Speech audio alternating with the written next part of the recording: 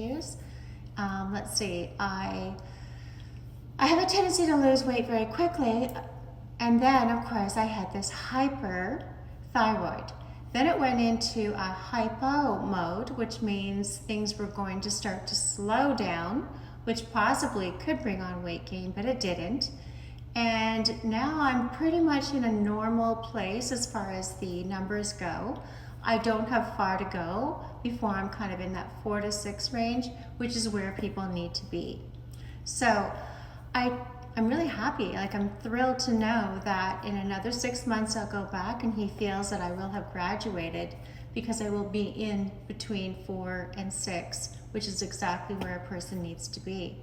Now, I'm not getting any younger, and the fact that my body is managing to take its time getting where it needs to be in order to be healthy, but it's reacting the way any doctor wants it to, any human being wants to be healthy. So I'm getting there to that perfect range without having to take all this medicine that was just making me feel so slow and sluggish, and it plays with your mind. You know, you feel that's when you start to put weight on and feel awful about yourself. And when you get to my age, you have so many things going on. You know, your hair is thinning out, your skin is getting wrinkled, you always feel so dehydrated. You know, I'm always, adding moisture to my skin, drinking lots of fluids. I'm very big on stretching every single morning and every evening.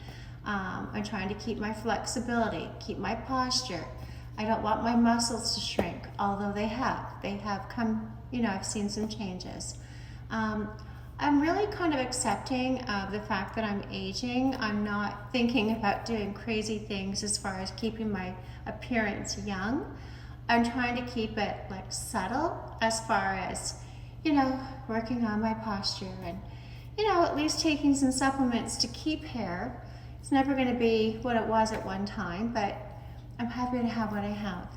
And as much as I'd love to be not Kim Kardashian, but Kris Jenner, and go and have all of this changed and become more useful, that's never going to happen. That's not in my cards.